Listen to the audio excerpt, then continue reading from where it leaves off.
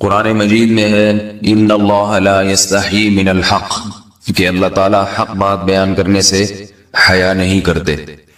حدیث میں بھی بعض ایسے مسائل کو اللہ کے رسول نے بیان کیا ہے صلی اللہ علیہ وسلم نے جو بظاہر حیا کے خلاف ہیں، مگر اس لیے بیان کیا کہ اگر آپ صلی اللہ علیہ وسلم بیان نہ کرتے تو لوگ ان بے شرمی کے کاموں میں مبتلا ہو جاتے۔ اسی وجہ سے میں بھی ہمت کر رہا ہوں کہ ایک اور ایسا گناہ جس میں لوگ مبتلا ہیں اور وہ ہے حیا کے خلاف، مگر ہے بہرحال شریعت کا مسئلہ اور لوگ اس میں گناہ میں مبتلا بھی ہیں، اس لیے بتانا ضروری ہے۔ وہ یہ ہے کہ لوگ شادی کے بعد بھی آج کی نوجوان نسل زوجہ سے، بیوی سے غیر فطری طریقے سے ہم بستری کرتے ہیں۔ انٹرنیٹ پہ بیہودہ فلمیں دیکھتے ہیں تو جو چیز انگریزوں کی دیکھ رہے ہیں کہ ان کے کلچر آہستہ آہستہ میڈیا کے ذریعے ہمارے معاشرے میں بھی آ رہا ہے۔ اللہ کے رسول صلی اللہ علیہ وسلم نے لعنت فرمائی ہے، ایک روایت میں ہے کہ اللہ اس کی طرف دیکھے گا نہیں کہ جو اپنی زوجہ سے پچھلے راستے سے ہم بستری کرے گا۔ یہ بیماری بھی، یہ گندگی بھی لوگوں میں پھیلتی جا رہی ہے، خاص طور پہ جن کو لڑکوں سے بدفعلی کی عادت پڑ جائے تو وہ زوجہ سے فطری راستے سے ہم بستری نہیں کرتے۔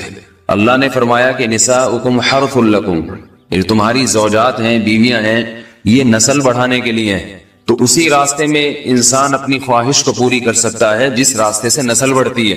اس کے علاوہ کسی اور راستے سے اپنی خواہش کو پورا کرنا یہ حرام ہے، گناہ کبیرہ ہے، گندگی ہے۔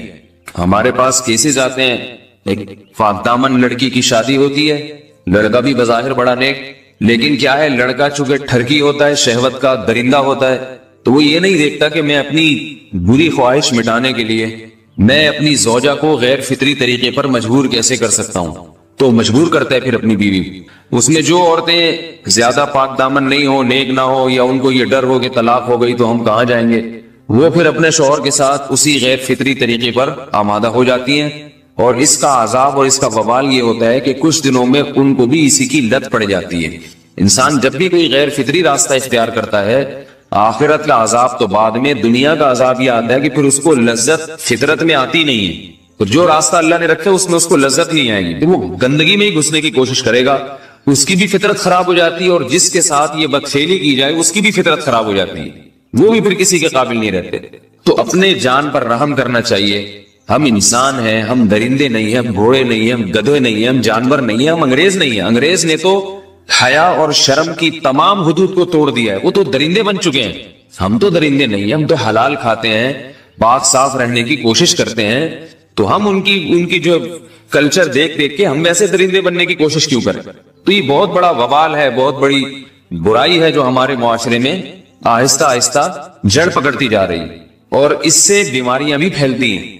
غیر فطری طریقہ ہے، بیماریاں بھی پھیلتی۔ ایسے کیسز آتے ہیں کہ جناب وہ مرد مجبور کر رہا ہے بیوی کو، اور وہ بیوی جو ہے ساتھ نہیں دیتی تو پھر اس کو طلاق کی دھمکیاں دیتے ہیں، ایسے کیسز بھی آتے ہیں۔ اور یہ بھی آتا ہے کہ مرد جب اپنی بیوی کو غیر فطری طریقے پر مجبور کرتا ہے، بیوی آمادہ نہیں ہوتی، تو مرد پھر یہ دھمکی دیتا ہے کہ بھائی میری خواہش تو تم سے پوری ہوتی نہیں ہے، پھر میں دوسروں کے پاس جاؤں گا۔ تو یاد رکھیں، جس عورت کا شوہر یہ دھمکی دے اس کو کہ میں زنا کروں گا اگر تم نے میری خواہش پوری نہیں کی غیر فطری طریقے سے، تو عورت اپنے شوہر سے کہہ دے کہ جاؤ تم کہیں اور جا کے منہ کالا کرو، تمہاری فطرت میں گندگی ہے تو یہ مجھے گندا بنانے کی کوشش نہ کرو، اس کو زنا کرنے دیں، وہ اللہ آخرت میں اس سے بھگتے گا۔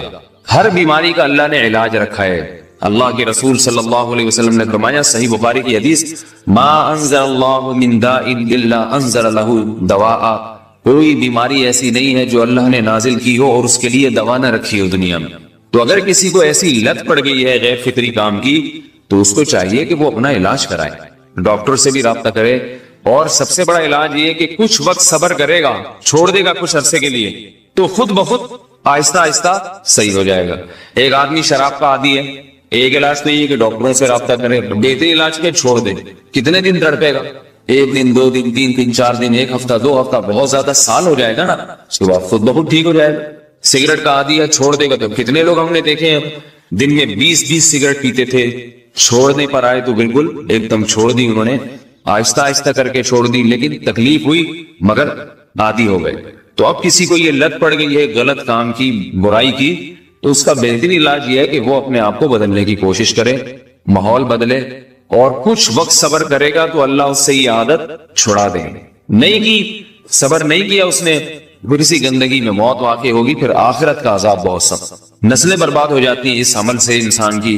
تو بات حیا کے خلاف ہے، مگر یہ کہ ایک بزرگ تھے وہ بات فرما رہے تھے، تو کسی نے پوچھا کہ حضرت آپ حیا کے خلاف بات کرتے ہیں، تو انہوں نے فرمایا تم بے حیائی کے کام نہیں چھوڑتے، ہم اس چھڑوانے کے لیے بات کریں تو ہم برے ہیں، اور تم کام کرو تو بھی برے نہیں۔ برائی کا کام کرنے میں برا نہیں بنتا، اور برائی کے خلاف بولنے والا برا بن جاتا ہے کہ دیکھو یہ کیسی باتیں کر رہے ہیں۔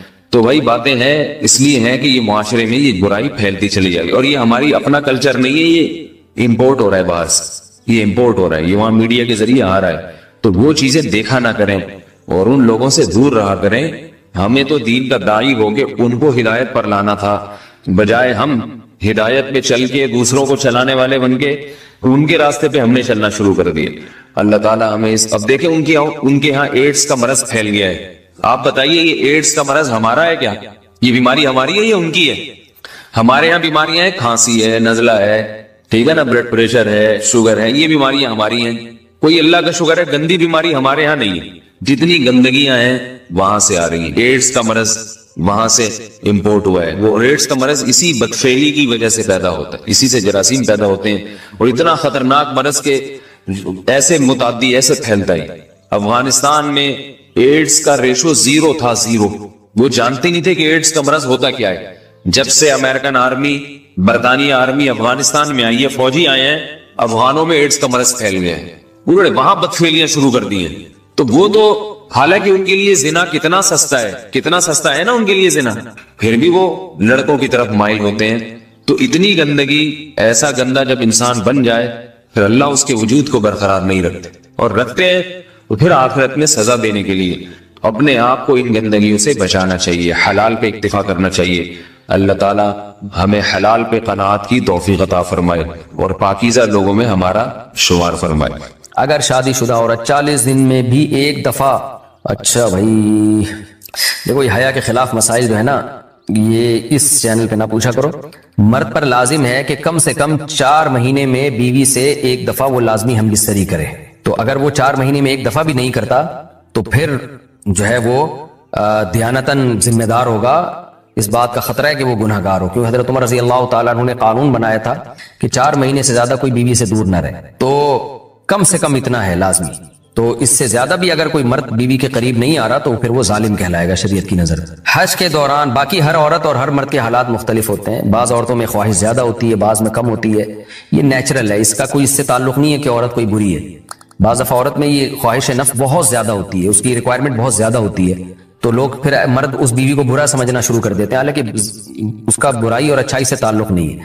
جیسے مردوں میں صحت کے لحاظ سے اور ان کے جو مینٹل ہیلتھ ہے اس کے لحاظ سے مردوں میں فرق ہوتا ہے، کسی میں خواہش بہت زیادہ ہوتی ہے، کسی میں کم ہوتی ہے، تو اس طرح خواتین میں بھی ہوتی ہے۔ بہت سی پاک دامن عورتیں ہوتی ہیں لیکن ان میں ڈیزائرز بہت زیادہ ہوتی ہے، تو یہ سب کی الگ الگ اللہ نے فطرت بنائی ہے، تو میاں بیوی اس کو ایک دوسرے کو بہتر سمجھ سکتے ہیں کہ کس کی کیا ڈیزائرز ہیں۔ بہرحال اگر مرد میں عورت کی ڈیزائرز پوری کرنے کی طاقت نہیں ہے، عورت میں بہت زیادہ ڈیزائرز ہیں، مرد میں کم ہے، تو ایسی صورت میں عورت پھر مرد سے طلاق مانگ سکتی ہے کہ بھئی میں سیٹسفائی نہیں ہو پا رہی ہوں اور میری ریکوائرمنٹ زیادہ ہے۔ تو مرد اگر طلاق دے دے تو اچھی بات ہے، نہیں دے تو پھر عورت کو چاہیے اسی کے ساتھ گزارا کرے۔ ہاں اگر 4 مہینے تک بھی مرد بیوی کے پاس نہیں آتا ہے تو پھر مرد پر لازم ہے کہ عورت کے مطالبے پر اس کو وہ چھوڑ دے، کیونکہ پھر تو جوان عورت کو بہرحال گناہ کا خطرہ ہے۔ جسمانی تعلق نہ رہنے سے نکاح پر اثر۔ لاہور سے کسی نے پوچھا اگر میاں بیوی کا آپس میں کوئی جسمانی تعلق نہ ہو تو کیا نکاح پہ کوئی فرق پڑے گا؟ نہیں، اس سے کوئی فرق نہیں پڑتا، جب تک شوہر طلاق نہیں دے گا نکاح ختم نہیں ہوگا۔ یا اگر شوہر جان بوجھ کر بیوی کا حق ہی ادا نہیں کرتا اور 4 مہینے سے زیادہ اس سے ریلیشن قائم نہیں کرتا اور بیوی بھی جوان ہے، اس کو گناہ کا خطرہ ہے، تو پھر وہ عدالت میں کیس کر سکتی ہے، اور پھر اس کا ایک پروسیس ہے، کس طرح سے نکاح ختم ہوگا تو اس پروسیس کو فالو کر سکتی ہے وہ۔ تو خلاصہ یہ ہے کہ شوہر گناہگار تو ہوگا کہ اس میں طاقت بھی ہے اور بیوی بھی جوان ہے، تو وہ کیوں اس کا حق ادا نہیں کر رہا، لیکن نکاح خود بخود ختم نہیں ہو جاتا۔ بیوی بچوں سے کتنا عرصہ دور رہ سکتے ہیں؟ بندہ کام کی وجہ سے 2 سال ملک سے باہر رہتا ہے، کوشش کے باوجود چھٹی نہیں ملتی، کیا اتنی دیر بیوی بچوں سے دور رہنا جائز ہے؟ نامعلوم۔ بھائی دیکھیں، ایک تو ہے حضرت عمر رضی اللہ تعالیٰ عنہ کا مشہور واقعہ ہے کہ آپ نے کچھ خواتین سے پوچھا تھا کہ عورت کتنا صبر کر سکتی ہے مرد کے بغیر، تو بعض صحابیات نے بتایا کہ 4 مہینے۔ تو حضرت عمر نے قانون بنایا کہ جو مجاہدین محاذ جنگ پہ لڑ رہے ہیں 4 مہینے سے زیادہ دور اپنی بیویوں سے نہیں رہ سکتے. تو اس اصول کا تقاضا یہ ہے کہ وہ زمانہ بھی پاک دامنی کا زمانہ تھا، نیک لوگ تھے، تو اصول یہی ہے کہ 4 مہینے انتہا ہے عورت کے صبر کی. تو ایک نارمل عورت کے لیے اس سے زیادہ صبر کرنا مشکل ہوتا ہے. تو اس لیے بہتر یہی ہے، قانون یہی ہے کہ 4 مہینے سے زیادہ دور نہیں رہنا چاہیے.